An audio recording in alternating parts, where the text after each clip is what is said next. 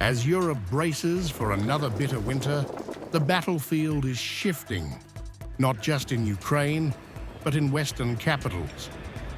President Donald Trump is quietly pushing for peace talks, but the EU and NATO are ramping up winter support, determined to keep the war grinding on.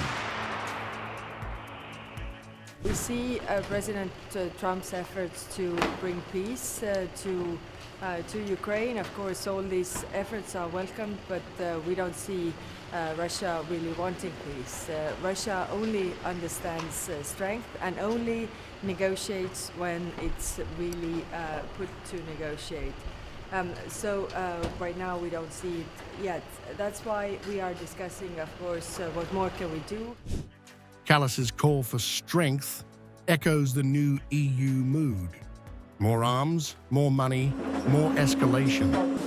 But critics say this hardline approach is freezing out diplomacy and leaving ordinary Ukrainians to face another winter without power or peace.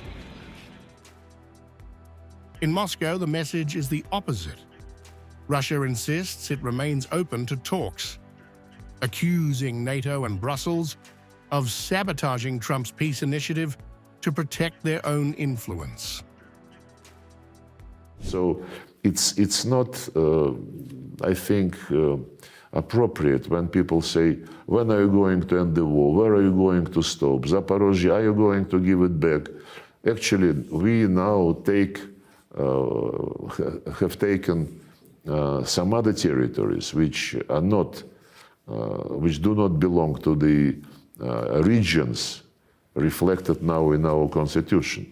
The reason is very simple. We need a buffer zone because Ukrainians continue shelling, bombing, droning Russian including the territories which never were challenged by anybody. I mean Bryansk, Belgorod, Kursk, and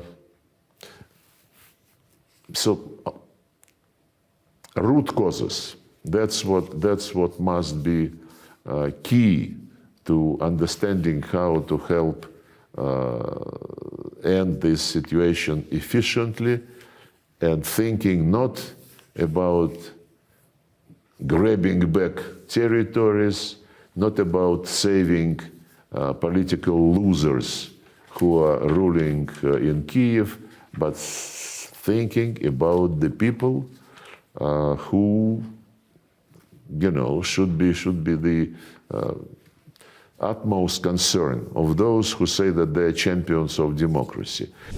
For the Kremlin, Europe's winter buildup isn't strength, it's fear. While the West arms Kyiv for more offensives, Moscow says it's Washington, under Trump, that holds the real key to peace. This is an important message addressed to President Putin, that we aim to increase the pressure on Russia on both sides of the Atlantic. And why do we do so? Because we want to impress upon President Putin that a continuation of that war of aggression does not make any sense. We increase the pressure on Russian order to increase its willingness to engage in negotiations and to agree on a ceasefire. Germany Federal Foreign Minister Johann Wadephul says Europe risks isolating itself if it keeps ignoring the changing mood in Washington. This winter is crucial. Ukraine must remain defensible. Ukraine can rely on Germany at any time. As snow begins to fall, one truth cuts through the fog. Russia is ready to talk. Trump wants peace, and Europe is stuck in a war it no longer knows how to end.